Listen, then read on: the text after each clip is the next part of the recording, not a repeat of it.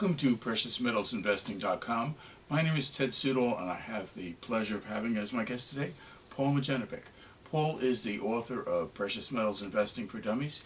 He also has his own website, ravingcapitalist.com. Welcome, Paul. Good to be back on the program, Ted. And you know, what better or more cheery topic to talk about than what happens when there's collapse going on, right?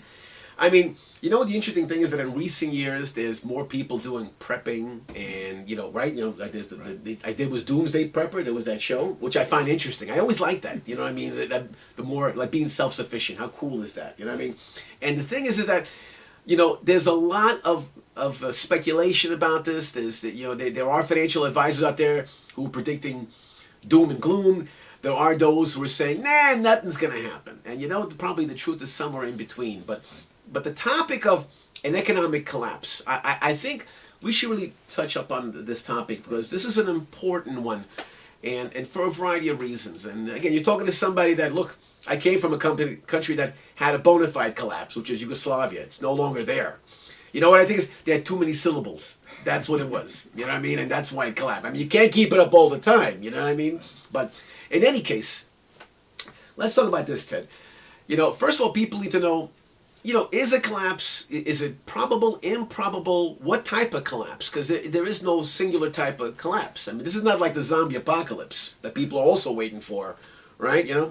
But this is the thing I want people to understand. What are the different types of collapses and which one is the more plausible scenario? And I don't mean something's going to happen next week, next month, or maybe next year or whatever.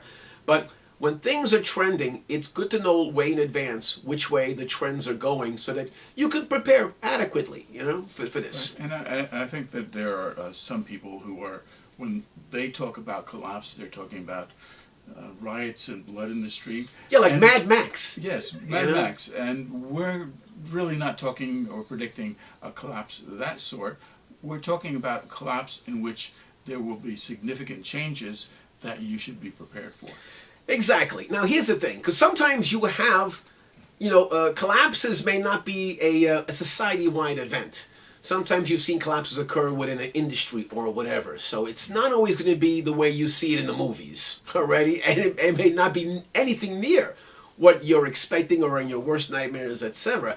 But I think that because there is so much economic weakness out there and so many things going on right now, this is why we're doing this special, 4-part series on this, because we want people to be ready, you know, in a plausible way. This is an important thing. I mean, we're not, you don't see me rush you off to the hills yet, you know what I mean, unless it's a summertime and whatever. But here's the thing. First of all, in this particular video, let's just mention the most common types of collapses, because there's different types of collapses that are out there. You know, when people talk about an economic collapse, but what does that actually mean, an economic collapse, versus what kinds of collapse, okay? First of all, the things we're touching on are basically financial in scope that we're talking about. What kind of collapses could occur there? All right?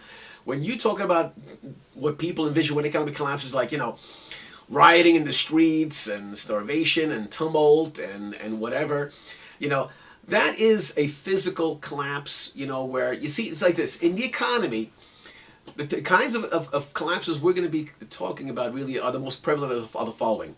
There's a currency collapse, or there's a debt collapse, or there is an actual economic collapse. And I think people need to know the differences between the three, because those could be markedly different things. Some of those, you may have the day before one of those collapses and the day after, sometimes looks the same. You know what I mean? Until maybe you look at whatever your portfolios or things of this nature. You know what I mean? So these are the three kinds that we're going to be discussing in the videos that are going to be coming up, you know, and we'll take them one at a time so that you know what they are and what you need to do, if anything, to possibly prepare for that. Alrighty, so let's move on with the next one. Okay. Well, thank you, Paul, for being with us today at PreciousMetalsInvesting.com. And thanks for listening to this introduction to our 4-part series on collapse. Exactly. What better people to guide you through collapse than the two of us right here? So stay tuned.